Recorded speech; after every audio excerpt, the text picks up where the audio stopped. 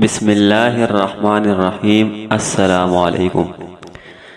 ایک بزرگ اور ایک پرندے کا واقعہ۔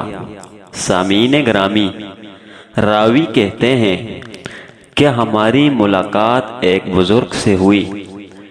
جب ہم عشاء کی نماز پڑھ چکے تو بزرگ نے فرمایا، کچھ کھاؤ گے؟ میں نے کہا، ہاں ضرور کھائیں گے۔ فرمایا، غار کے اندر درجے میں چلے جاؤ اور جو ملے اسے کھا لو۔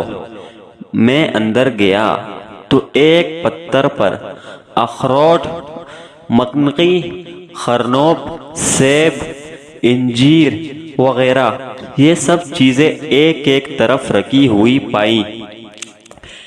میں نے جتنا چاہا ان میں سے کھا لیا۔ رات بھر وہ جاگتے ہی رہے۔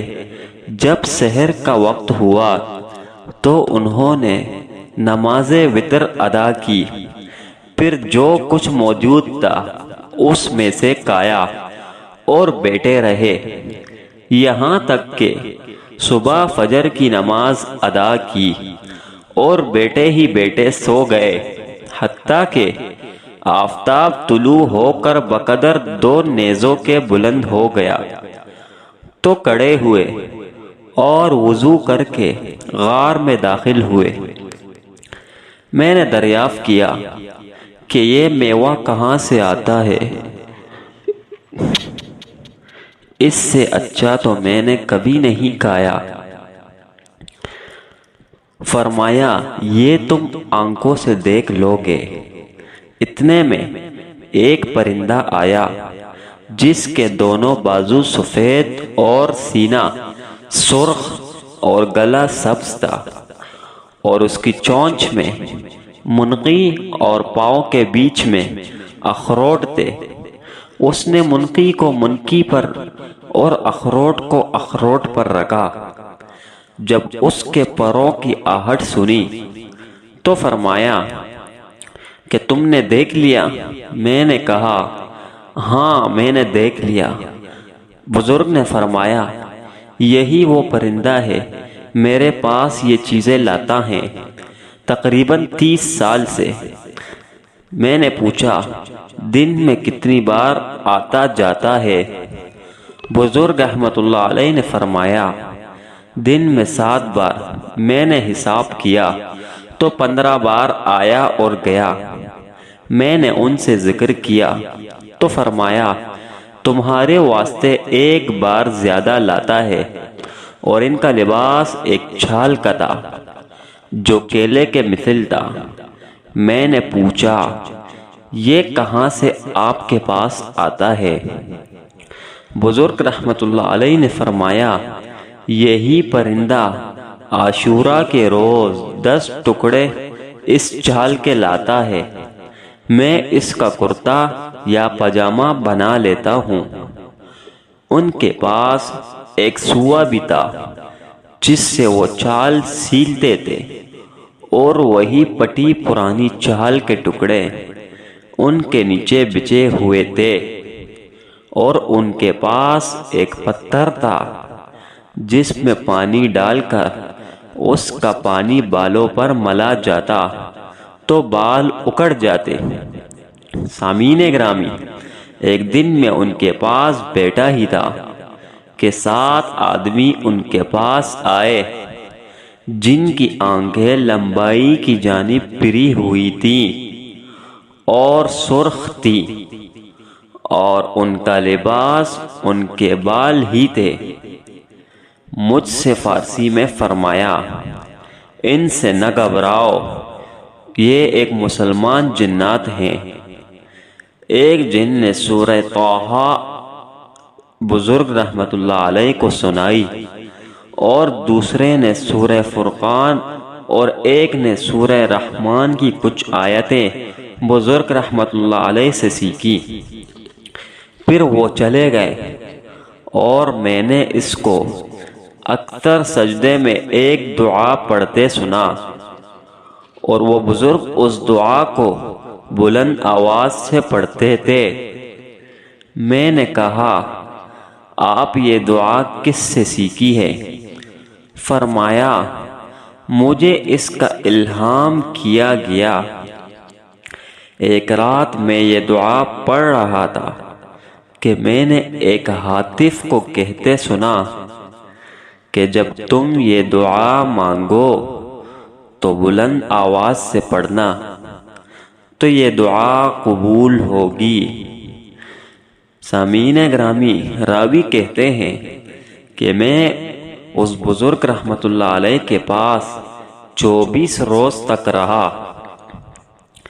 پھر بزرگ رحمت اللہ علیہ مجھ سے فرمایا کہ اپنا قصہ بیان کرو۔ تو میرے پاس یہاں کیوں کر پہنچا؟ میں نے قصہ بیان کیا۔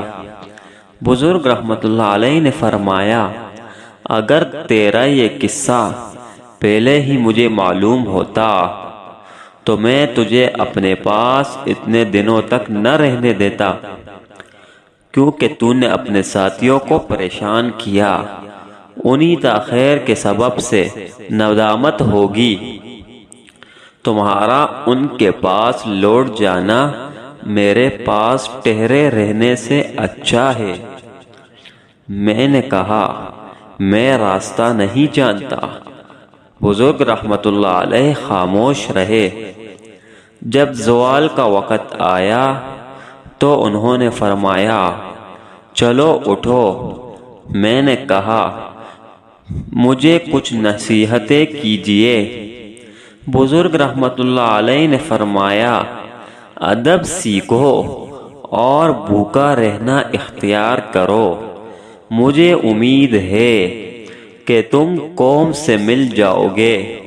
اور مجھے ایک ہدیہ بھی دیا، اور وہ یہ کہ فرمایا تم طواف زیارت کے دن زمزم اور مقام ابراہیم کے درمیان ڈھونڈو ایک شخص جس میں ان صفات کا ہوگا، ان سے میرا سلام کہنا اور اپنے واسطے دعا کی خواستگاری کرو۔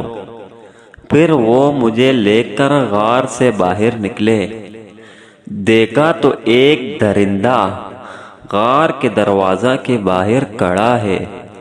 اس سے آپ نے کچھ کہا جسے میں نہ سمجھا اور مجھ سے کہا کہ اس درندے کے پیچھے پیچھے چلے جاؤ۔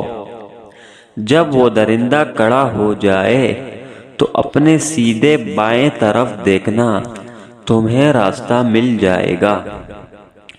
سامعین گرامی، وہ درندہ تھوڑی ہی دیر میرے آگے چلا اور پھر کھڑا ہو گیا۔ جب میں نے اپنی سیدھی جانب نظر کی تو دمشق کی گھاٹی نظر آئی۔ میں دمشق کی جامع مسجد میں گیا تو بعض ساتھیوں سے ملاقات ہوئی۔ میں نے ان سے قصہ بیان کیا اور ہم سب ان کی تلاش میں نکلے، اور بہت سے آدمی میرے ساتھ ہوئے۔ چنانچہ ہم اس پہاڑ اور چشمے پر پہنچے اور 3 دن تک اس غار کو ڈھونڈا، مگر اس کا پتہ نہ چلا۔ پھر انہوں نے کہا یہ چیز تم پر ظاہر ہو گئی اور ہم سے پوشیدہ کی گئی ہے۔ سامعین گرامی، راوی کہتے ہیں میں ہر سال حج کرتا تھا اور اس شخص کو جس کا اس بزرگ رحمت اللہ علیہ نے پتہ دیا تھا تلاش کرتا تھا، وہ مجھے نہ ملے، حتیٰ کہ 8-10 برس گزر گئے۔ اس کے بعد میں نے اس شخص کو جن کا پتہ اس بزرگ رحمت اللہ علیہ نے دیا تھا زمزم اور مقام ابراہیم کے درمیان عصر کے بعد پایا۔ میں نے انہیں سلام کیا، انہوں نے جواب دیا۔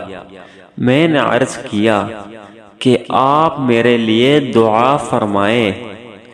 انہوں نے میرے واسطے چند دعائیں کی۔ پھر میں نے کہا کہ ابراہیم کرمانی رحمت اللہ علیہ آپ کو سلام کہتے ہیں۔ انہوں نے دریافت کیا کہ تم نے انہیں کہاں دیکھا؟ میں نے کہا کوہ لبنان پر مجھ سے کہا خدا ان پر رحم کرے۔ میں نے کہا کیا ان کی وفات ہو گئی؟ تو کہا اسی وقت میں نے ان کو ان کے بھائیوں کے ہمراہ غار میں دفن کیا ہے اور ان کی نماز ادا کی ہے۔ جب ہم غسل دیتے تھے تو اس وقت وہ پرندہ جو ان کے لیے میوے لایا کرتا تھا گر پڑا اور پر مارتے مارتے مر گیا۔ ہم نے اسے بھی ان کے پاؤں کے پاس دفنا دیا۔ پھر وہ شخص طواف کے واسطے چلے گئے۔ اس کے بعد میں نے انہیں نہیں دیکھا۔ سامعین گرامی، حاصل یہ ہے کہ بے شک اللہ والوں کی شان ہی نرالی ہوتی ہے۔ اللہ تبارک و تعالی سے تعلق جڑنے کے بعد یہ دنیا سے بے نیاز ہو جاتے ہیں۔ انہیں دنیا کے اسباب کی کوئی ضرورت نہیں رہتی، اور اللہ تبارک و تعالی خود غیر